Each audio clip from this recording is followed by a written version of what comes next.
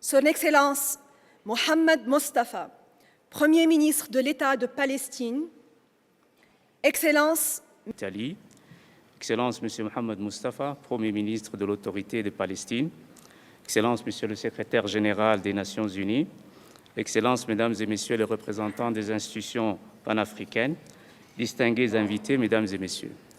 D'emblée, je vous adresse mes meilleurs vœux pour l'année 2026. J'aimerais également vous souhaiter à toutes et à tous la bienvenue à l'Union africaine, en particulier aux chefs d'État nouvellement élus. Permettez de remercier le président Lorenzo de l'Angola, dont la présidence de l'Union en 2025 a donné un élan nouveau à notre agenda continental. Excellences, Mesdames et Messieurs, ce 39e sommet de l'Union africaine aura pour thème l'eau et l'assainissement, une denrée vitale pour nos populations et les économies. Un bien collectif qui doit être une source de paix, de rapprochement entre les nations. Notre sommet se tient dans un contexte géopolitique en crise, aussi bien sur le continent qu'à travers le monde. Faire taire les armes sur notre continent peine à aboutir. La fragilité politique et institutionnelle d'un certain nombre de nos pays nous préoccupe. Les conflits ouverts ou latents deviennent chroniques. Les changements constitutionnels de gouvernement refont surface et nous rappelle les temps obscurs post-indépendance. Le bouleversement de l'ordre international a certainement un impact significatif sur les affaires du continent, sans oublier les ingérences récurrentes dans nos affaires par des acteurs externes.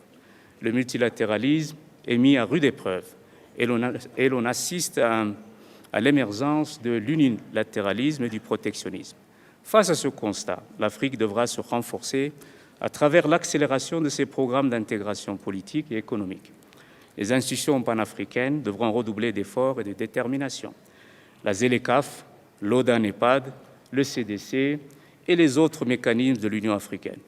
Nous solliciterons de plus en plus les institutions financières africaines, l'AFC, la Banque africaine de développement, l'Afrique-Exim Bank.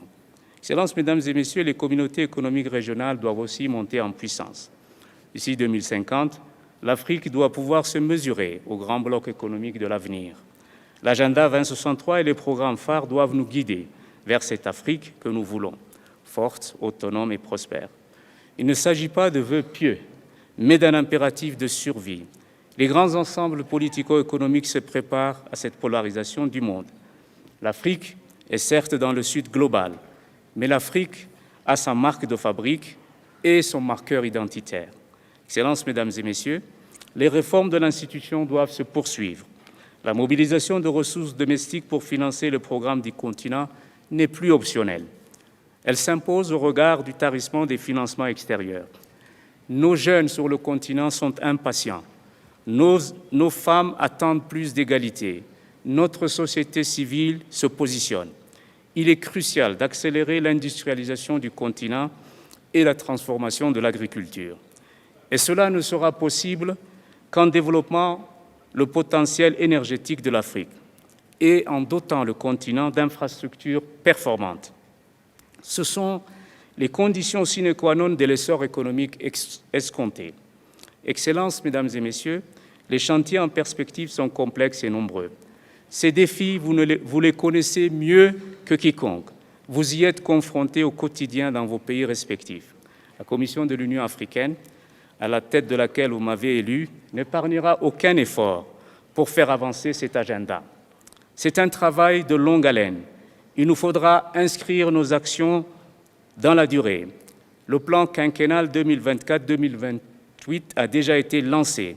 Cette décennie de l'agenda 2063 devra se démarquer par des niveaux d'exécution et de performance plus conséquents.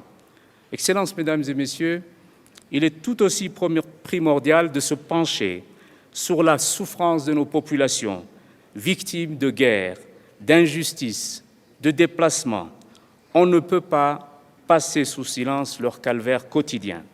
Du Soudan au Sahel, à l'est de la République démocratique du Congo, en Somalie et ailleurs, nos populations continuent à payer le prix fort de l'instabilité. Au Moyen-Orient, la Palestine et la souffrance de son peuple interpellent aussi nos consciences. L'extermination de ce peuple doit cesser. Le droit international et le droit international humanitaire sont le ciment de cette communauté internationale. Les préserver et les promouvoir demeurent les seuls gages de la paix dans le monde. Excellences, Mesdames et Messieurs, je vous souhaite un plein succès dans vos délibérations et je vous remercie.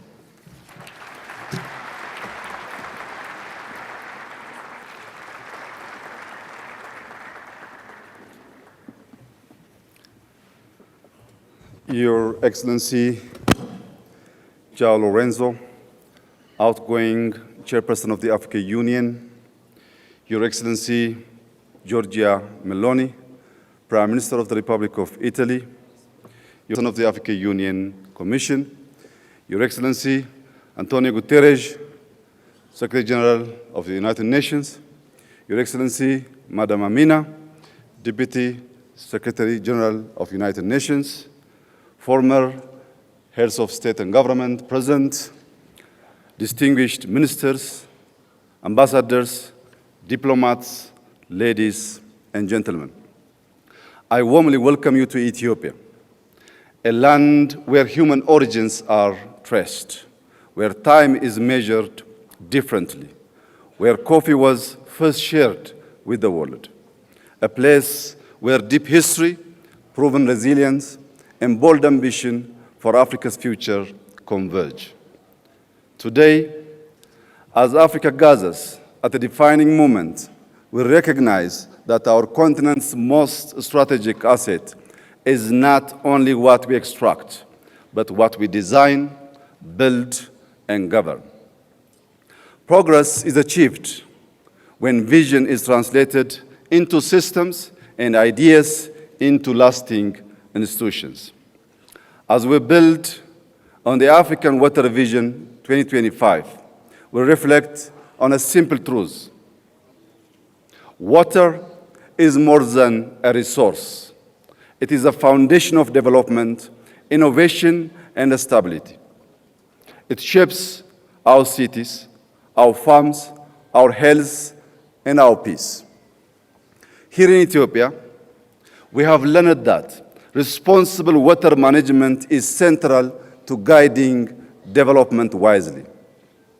The grand Ethiopian Renaissance Dam now powers homes and industry, exports electricity to neighboring countries, and shows how African ingenuity can drive shared prosperity. Across Africa, rivers can become engines of stability when governed for shared benefit. On our land, targeted policy and innovation have enabled wheat self-sufficiency, and large-scale industrial investments are moving us from dependency to production. Excellencies, today, many African economies are among the fastest growing in the world. Projections show that Africa's growth will be on par, if not above, that of Asia. This is a rare convergence in modern economic history. In Ethiopia, we expect growth of 10.2% by the end of this year. Over the next 25 years, we aim to move from a low-income economy to a globally competitive one, anchored in productivity, industrialization, innovation, and quality jobs. Yet, growth alone is not enough. Our greatest wealth is our people. By 2035, Africa will add more young people to the global workforce than the rest of the world combined. This demographic reality must be harnessed with purpose. Numbers alone will not deliver prosperity. That's why we are investing in maternal and child health, expanding early childhood education, and scaling school feeding programs. Every child must arrive at school nourished, ready to learn, and prepare to contribute. We also strongly believe development must include all. Across Ethiopia, urban and rural areas are being transformed, designed to be green, human-centered, and resilient. Excellencies, in Addis Ababa, riverside renewal has transformed degraded waterways into clean, vibrant public spaces, reducing flood risk, restoring dignity, and strengthening community life. As Africa's urban landscape expands rapidly, we must be intentional. The African city of the future is walkable, green, youth-centered, and grounded in dignity and belonging. In rural areas, modernization is enhancing livelihoods, connecting communities to markets. This integrated approach links development with climate stewardship. One expression of this is the Green Legacy Initiative. We have planted more than 48 billion trees, restoring ecosystems and building a living legacy for future generations.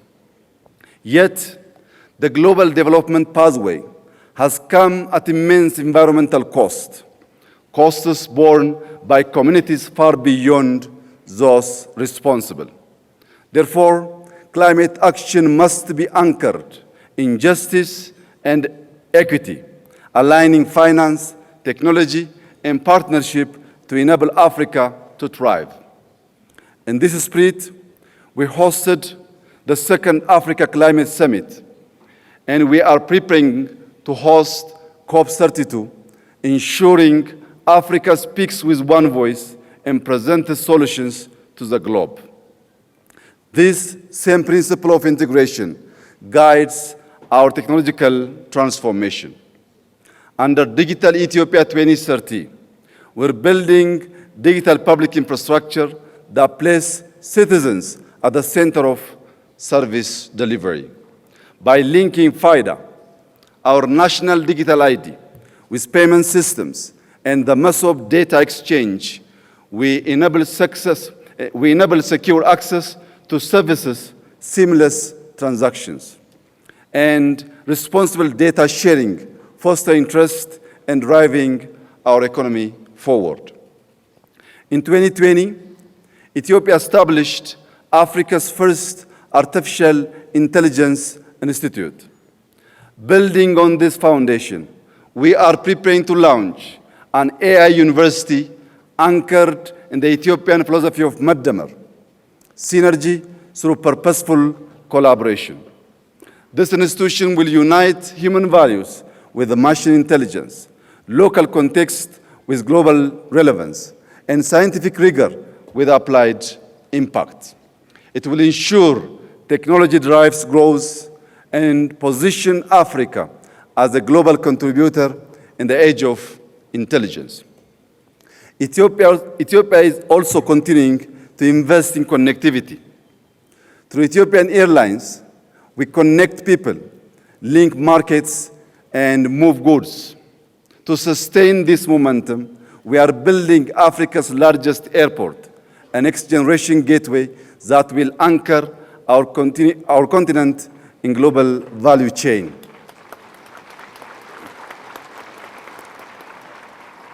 Beyond aviation, Ethio Telecom is expanding across Africa, bridging the digital divide and linking our continent's future through strategic partnerships. Yet, connectivity must be complete.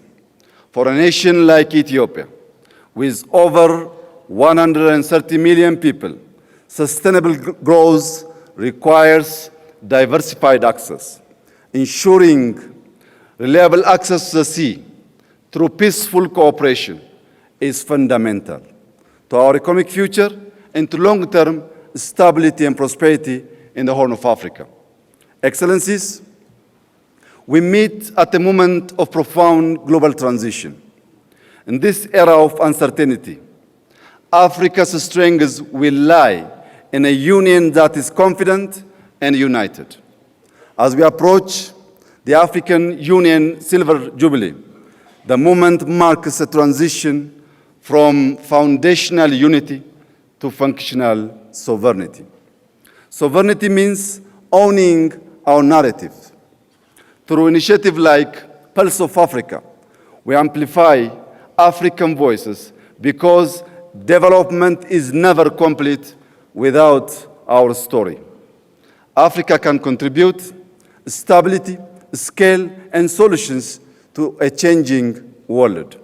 But we must do more than respond to crisis. We must shape agendas, turning vision into action and leading with purpose.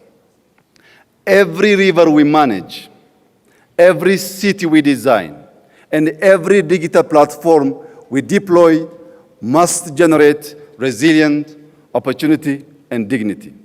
By 2063, Africa will be defined by what we secure, what we sustain, and what we share.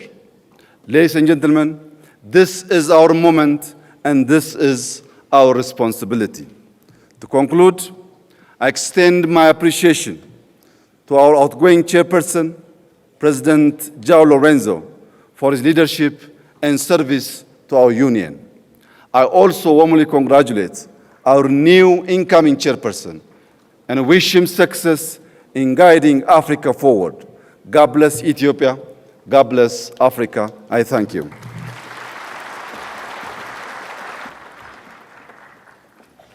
Merci beaucoup, Excellence. Et maintenant, j'ai l'insigne honneur d'inviter son...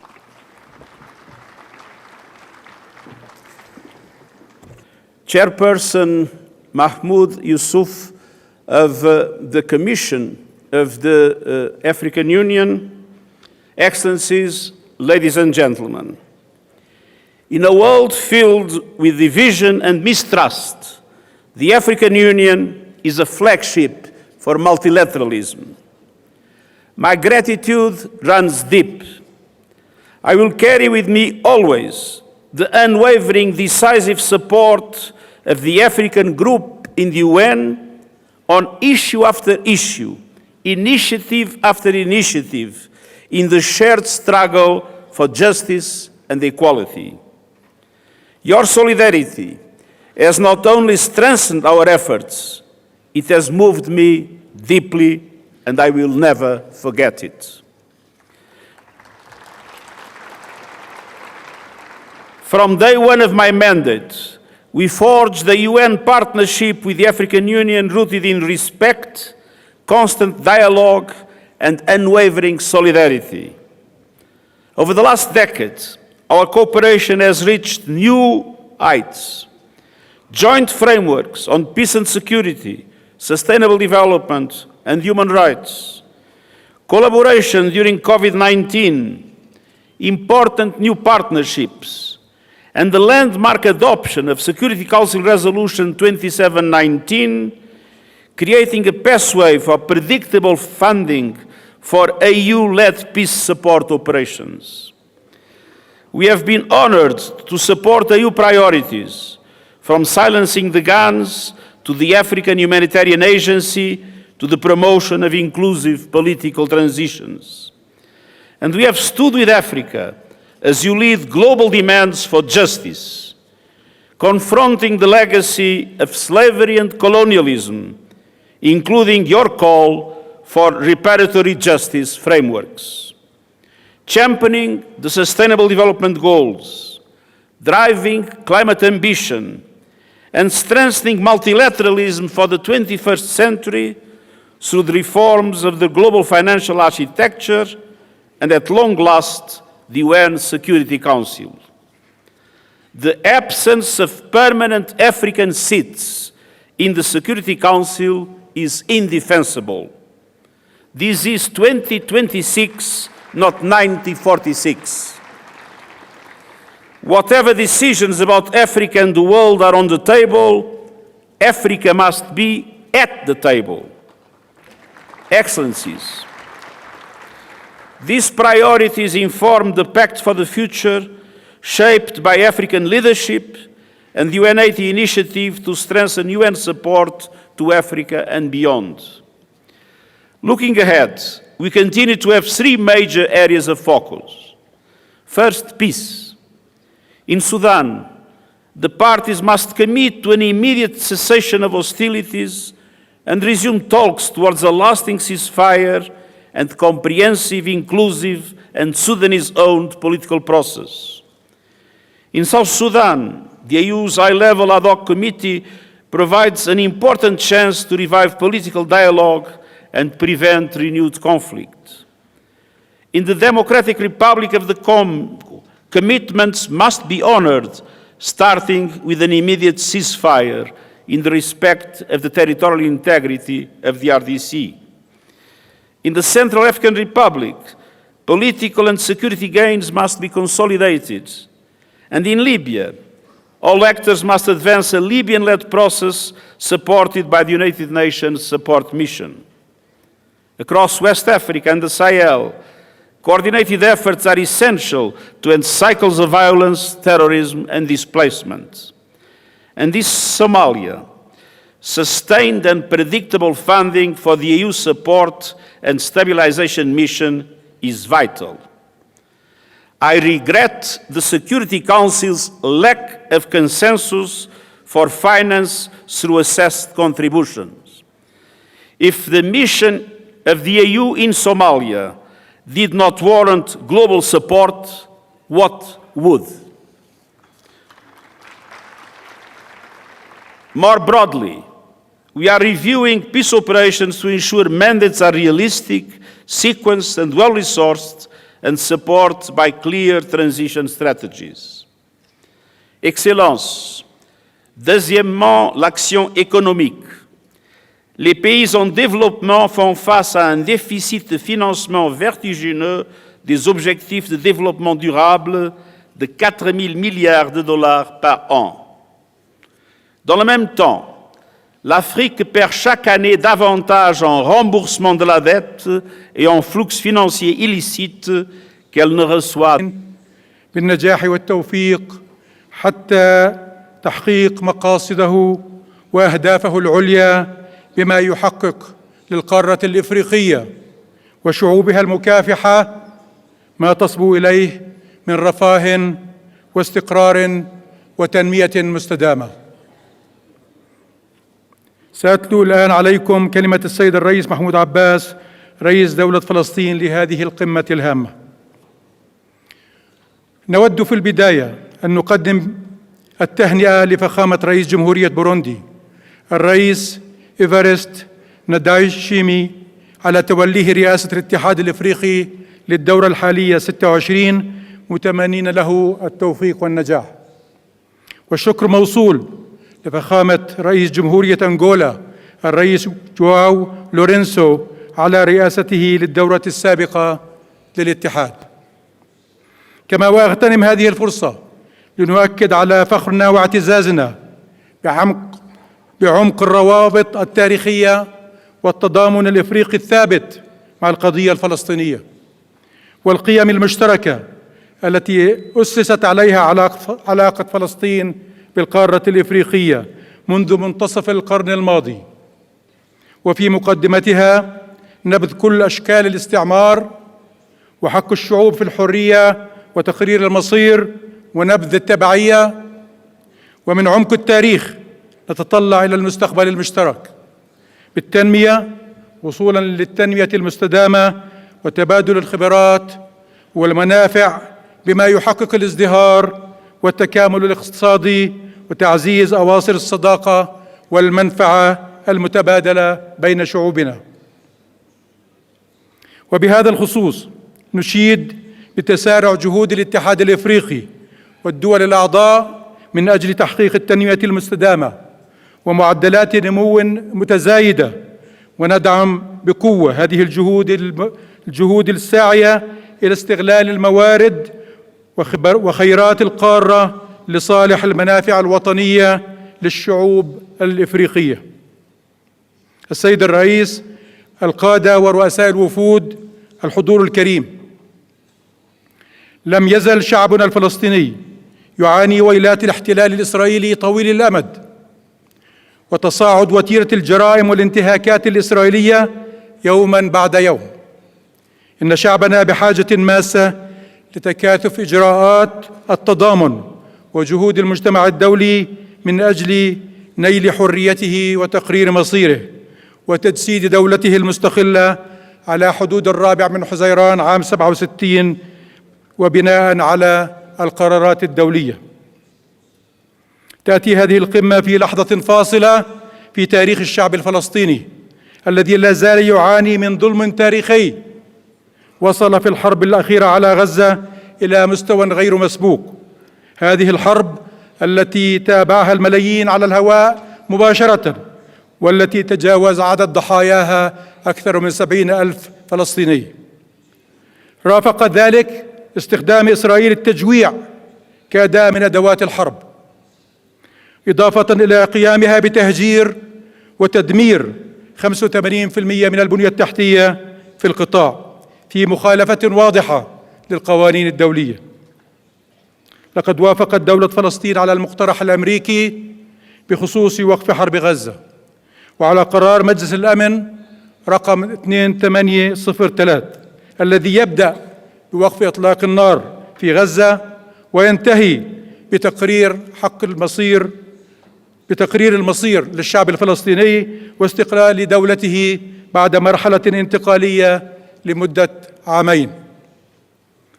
جاءت موافقة انطلاقا من قناعتنا بأن الحرب يجب أن تتوقف وأن معاناة شعبنا يجب أن تنتهي، لا سيما أن قرار مجلس الأمن نص بشكل واضح أن هذه هي مرحلة انتقالية ومدتها عامين.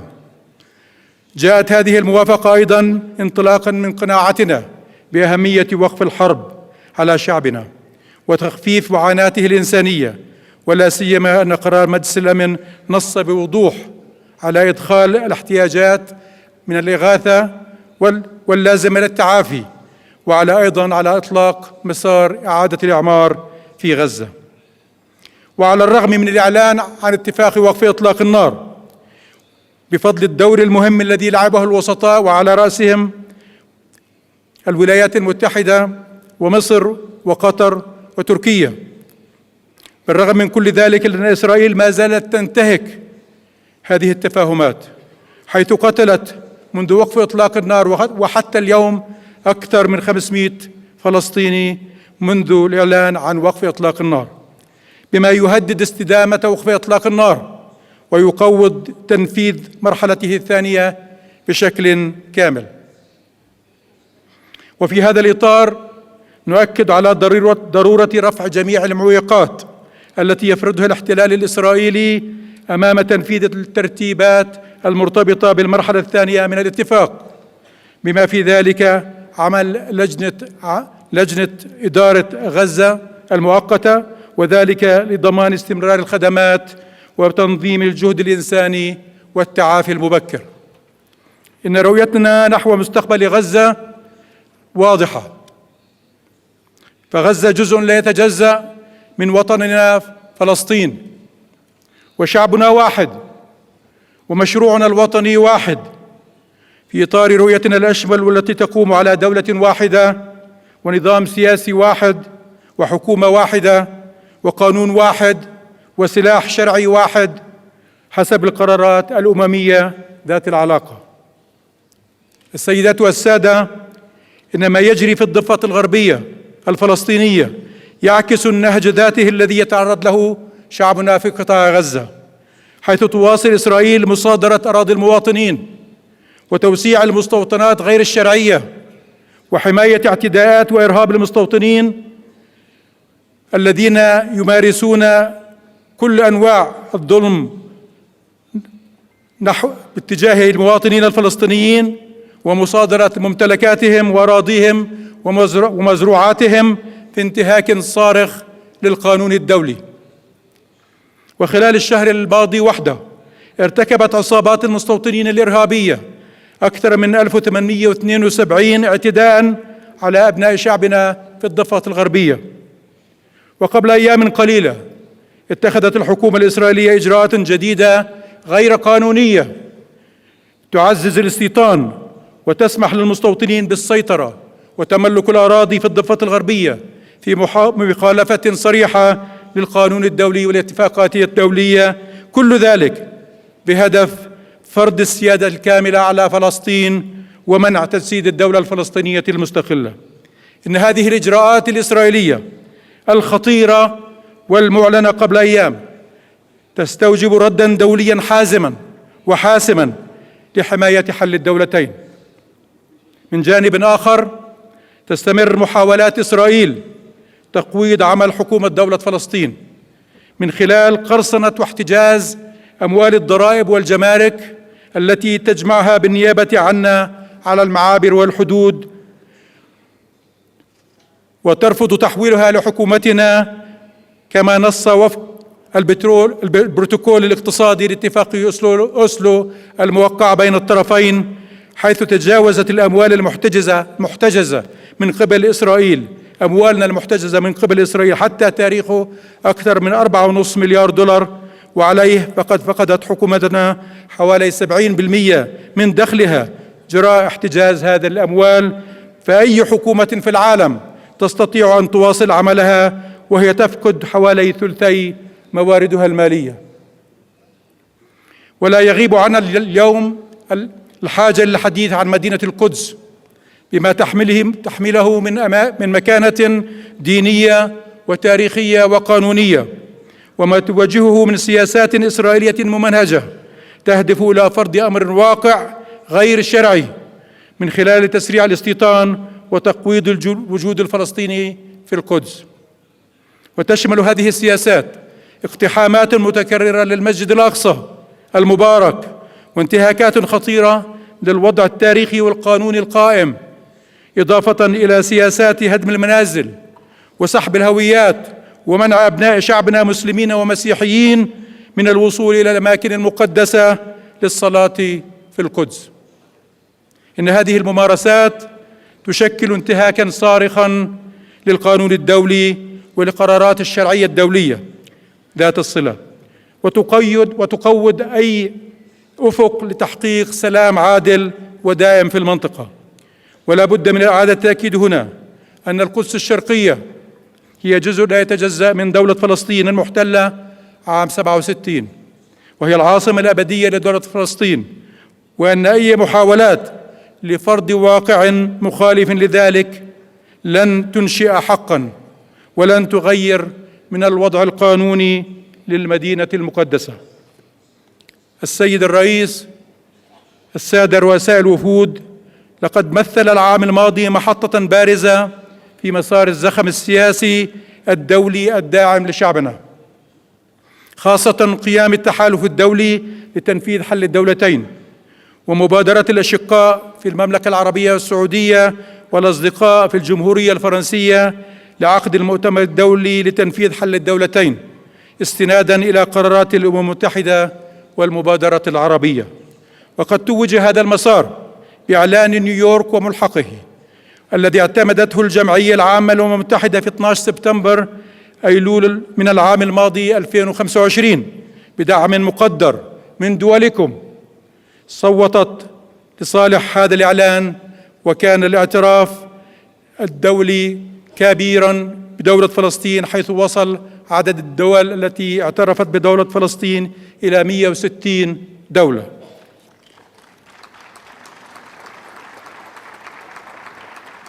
القادة الأفاضل، الحضور الكريم، أجدد شكرنا وامتناننا للمواقف التاريخية والمبدئية للاتحاد الإفريقي وللدول الأعضاء في دعم ومساندة القضية الفلسطينية في مختلف مراحلها التاريخية وفي كافة المحافل الإقليمية والدولية. كما نود أن نؤكد دعمنا لنضالكم وحقوقكم وأولوياتكم في إفريقيا، وضرورة تمكين القارة الإفريقية من أداء دورها الريادي في عالم متعدد الأطراف مع الحفاظ على سيادتها الوطنية وهويتها الثقافية والتاريخية. كما نحيي بهذه المناسبة الجهد الكبير الذي تبذله الأمم المتحدة وأمينها العام وكافة هيئاتها على ما تقدمه من دعم جليل وخدمات كبيرة لشعبنا، ونحيي أيضا كل الجهود الدولية الرسمية والشعبية التي أعطت القضية الفلسطينية موقعها التي تستحق كقضية مركزية على الأجندة الدولية. نجدد تأكيدنا ودعمنا الكامل لتطلعات أصدقائنا وأشقائنا في أفريقيا نحو الاستقرار والتنمية والازدهار. نتمنى النجاح والتوفيق لأعمال قمتكم ولمستقبل القارة الإفريقية وشعوبها الحرة مزيدا من الأمن والازدهار. والسلام عليكم.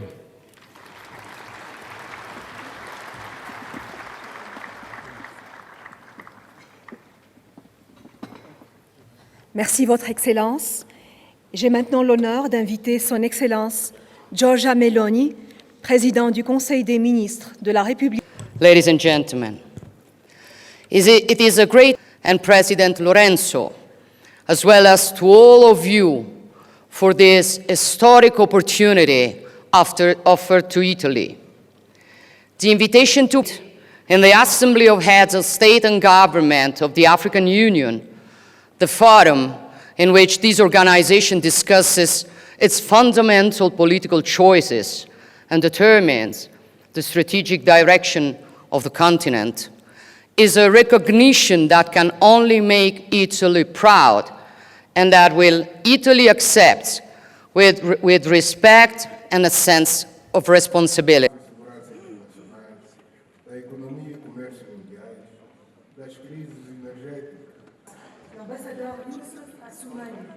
Ambassadeur de l'Union et du gouvernement de l'Union africaine, Excellence.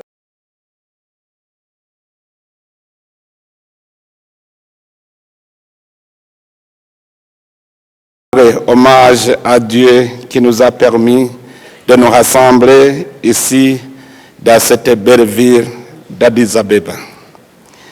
J'adresse mes sincères remerciements aux autorités éthiopiennes pour l'accueil chaleureux qui nous a été réservé et pour l'hospitalité légendaire dont Trésor fait preuve jusqu'à ce jour.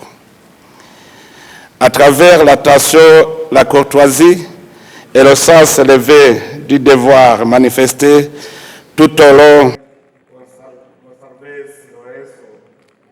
pour la qualité de son leadership, sa constance.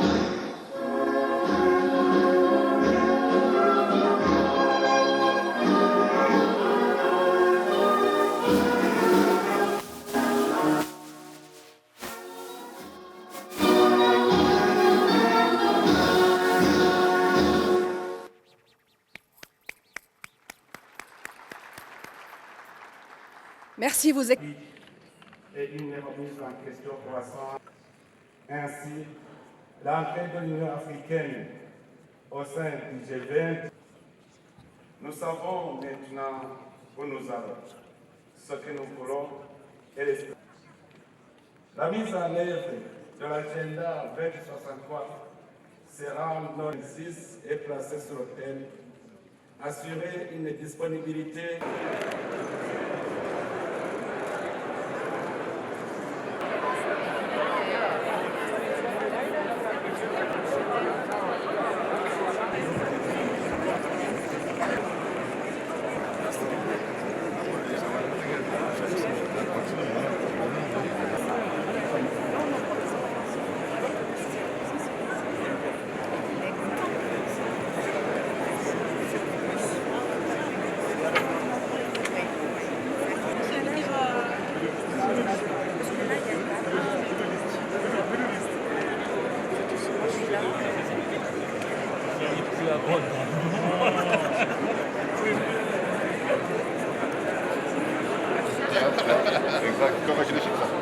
Excellency, how are you?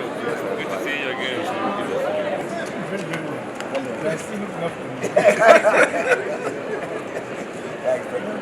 Yeah, how are you?